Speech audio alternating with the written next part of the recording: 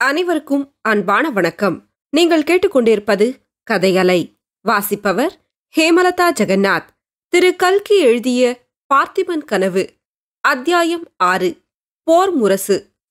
வீட்டு வாசலிலிருந்து குதிரை கிளம்பி போன சத்தம் கேட்டதும் வள்ளி முற்றத்துக்கு வந்தாள். மாரப்ப பூபதி உதைத்து தள்ளிய கத்திகளில் ஒன்றை கையில் எடுத்துக்கொண்டு, தாத்தா, இந்த கத்தி கேடயம் எல்லாம் நீ செய்து என்ன பிரயோஜனம்? நமது மகாராஜாவை பற்றி அப்படி கேவலமாய் பேசியவனை சும்மாதானே விட்டுவிட்டாய் என்று ஆத்திரத்துடன் கேட்டாள். ஏன் வள்ளி உனக்கு இவ்வளவு கோபம்?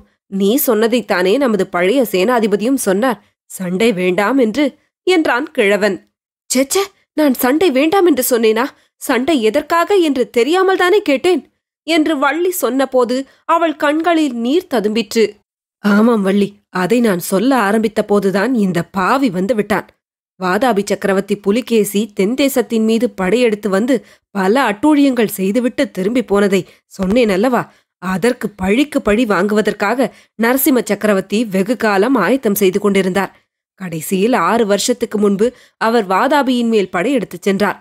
அப்போது நமது பார்த்திப மகாராஜாவையும் தமது படைகளுடன் வந்து சேர்ந்து கொள்ளும்படி ஓலை அனுப்பினார். அதற்கு பார்த்திபராஜா அப்படியே செய்வதாகவும், ஆனால் அதற்கு பிரதியாக அன்று முதல் உறையூரிலிருந்து கப்பம் வாங்குவதை நிறுத்திவிட வேண்டுமென்றும் சோழ நாட்டின் புலிக்கொடிக்கு சம மரியாதை கொடுக்க வேண்டுமென்றும் செய்தி அனுப்பினார். இதை நரசிம்ம சக்கரவர்த்தி கவனிக்கவே இல்லை. மறு ஓலை கூட அனுப்பாமல் படை கிளம்பி போய்விட்டார்.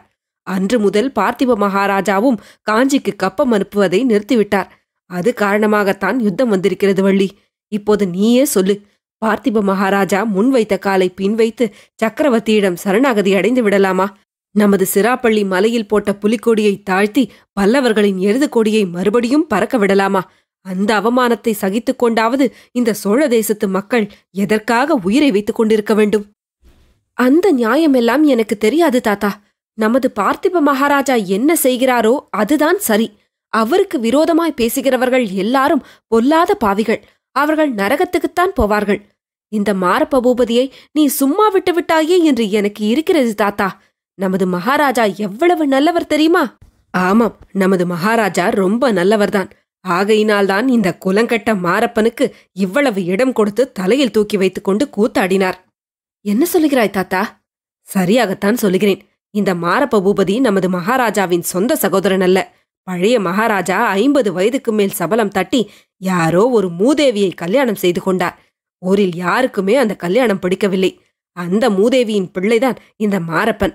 பழைய மகாராஜா செத்து போகும்போது பார்த்திபருக்கு பிள்ளை குழந்தை இல்லாவிட்டால் இவனுக்கு பட்டத்தை கொடுக்க வேண்டுமென்று சொல்லிவிட்டு போனாராம். விக்கிரம இளவரசர் பிறக்கும் வரையில் இவன்தான் யுவராஜாவாக விளங்கினான். பார்த்திப மகாராஜா எவ்வளவோ இவனிடம் அன்பு காட்டி கௌரவம் அளித்து சேனாதிபதி பதவியும் கொடுத்திருந்தார். இவனோ நன்றி கெட்ட பாதகனாயிருக்கிறான். குலத்தின் குணம் எங்கே போகும்? இவனோடு உனக்கு என்னத்திற்காக சகவாசம் தாத்தா? இவனுக்கு நீ ஜோசியம் சொல்வது என்ன வேண்டி கிடந்தது? ஒன்னால் ஏற்பட்ட சகவாசம்தான் வள்ளி என்றான் கிழவன். வள்ளி திடுக்கிட்டு, என்னால் ஏற்பட்டதா? நன்றாயிருக்கிறதே கதை என்றாள். உன்னால் ஏற்பட்டதுதான். இத்தனை நாளும் உன்னிடம் சொல்லாமல் வைத்திருந்ததை இப்போது சொல்லப் போகிறேன். வள்ளி, காலம் ரொம்ப அபாயமான காலம். நமது மகாராஜாவுக்கு என்ன நேருமோ, ராஜ்யம் என்ன கதி அடையுமோ தெரியாது. இந்த மாரப்ப பூபதி யுத்தத்துக்கு போக மாட்டான் என்று மட்டும் எனக்கு நிச்சயமாய் தெரியும்.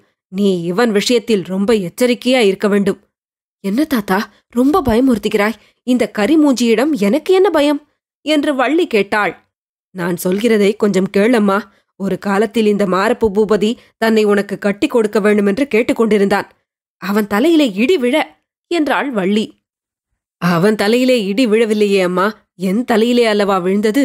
கிரக சஞ்சார ரீதியாக அப்போது நம் குடும்பத்துக்கு ஏதோ பெரிய ஆபத்து வரப்போகிறதென்று நான் எதிர்பார்த்து கொண்டிருந்தேன்.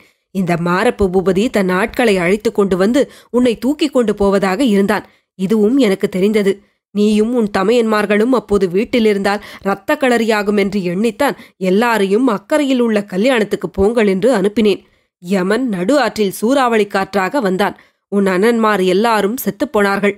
சுவாமி உன்னை மட்டும் எனக்கு கொடுத்தார். இப்படி சொல்லிவிட்டு கிழவன் பெருமூச்சு விட்டான். ஆகாயத்தை பார்த்து ஏதோ யோசனையில் ஆழ்ந்தான். வள்ளி, இத்தனை நாளும் சொல்லவில்லையே தாத்தா. இவன்தானா என் அண்ணன்மார்களுக்கெல்லாம் யமனாக வந்தவன்? அப்புறம் என்ன நடந்தது என்று கேட்டாள். நீங்கள் எல்லாரும் படகேறி போன பிறகு நான் எதிர்பார்த்தபடியே இவன் தன் ஆட்களுடன் வந்தான். வீட்டில் நீ இல்லை என்று கண்டதும் தம் தம் என்று குதித்தான். அவனை சமாதானப்படுத்துவதற்காக நான் ஜோதிட சாஸ்திரத்தை உபயோகப்படுத்தினேன். நீ பெரிய சக்கரவர்த்தியின் மருமகனாகப் போகிறாயப்பா, இந்த அற்ப ஆசையெல்லாம் விட்டுவிடு என்று சொன்னேன். அது முதல் இவன் என்னவெல்லாமோ ஆகாச கோட்டைகள் கட்ட ஆரம்பித்து விட்டான். ஜோசியம் கேட்பதற்கு அடிக்கடி வந்து என் பிராணனை வாங்கிக் கொண்டிருக்கிறான். இப்போதுதான் அவன் என்னை பற்றி பேசியதன் அர்த்தம் புரிகிறது தாத்தா. ஓடக்காரர் யுத்தத்துக்கு போய்விட்டால் நான் என்ன செய்வேன்? நீதான் என்னை காப்பாற்ற வேணும் என்று சொல்லி கிழவனுடைய கையை வள்ளி கெட்டியாக பிடித்து கொண்டாள். அவளுடைய உடம்பு நடுங்கிற்று. கிழவன், பைத்தியமே, ஏன் இப்படி நடுங்குகிறாய்? பொன்னன் சண்டைக்கு போக மாட்டான். அவனை மகாராஜா அழைத்து கொண்டு போக மாட்டார்.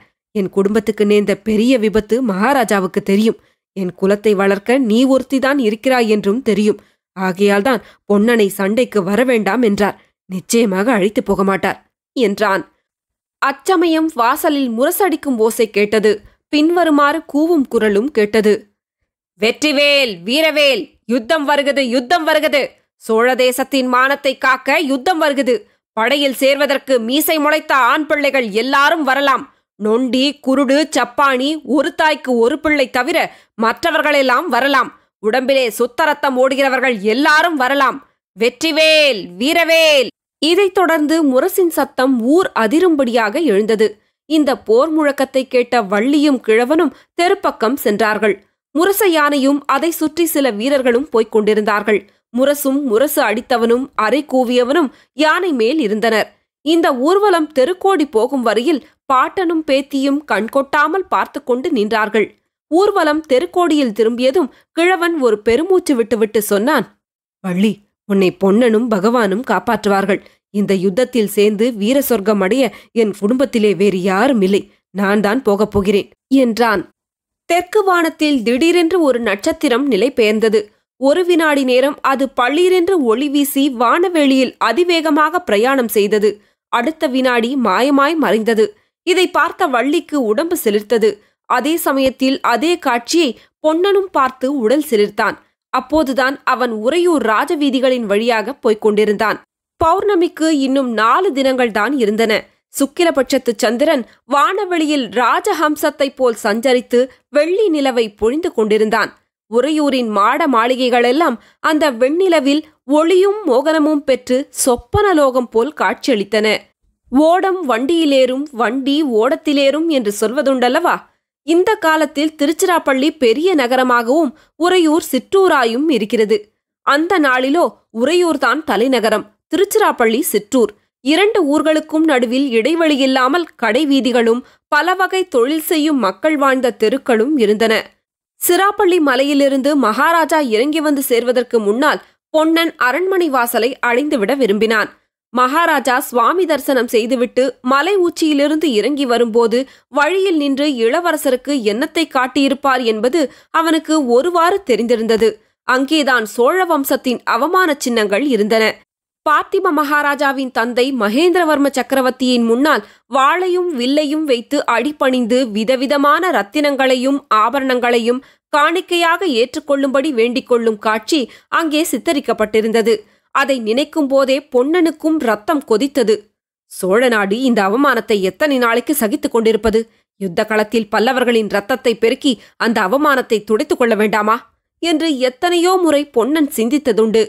அப்படிப்பட்ட சந்தர்ப்பம் இப்போது ஏற்பட்டிருக்கும் போது தான் மட்டும் யுத்தத்துக்கு போகாமல் வீட்டில் முக்காடிட்டுக் கொண்டிருப்பதா? இவ்விதம் யோசித்துக் கொண்டே பொன்னன் விரைவாக நடந்து சென்றான். தொடரும். கதையலை உங்களுக்கு பிடிச்சிருந்ததுன்னா உங்க நண்பர்களோடும் உறவினர்களோடும் பகிர்ந்துக்கோங்க. நன்றி.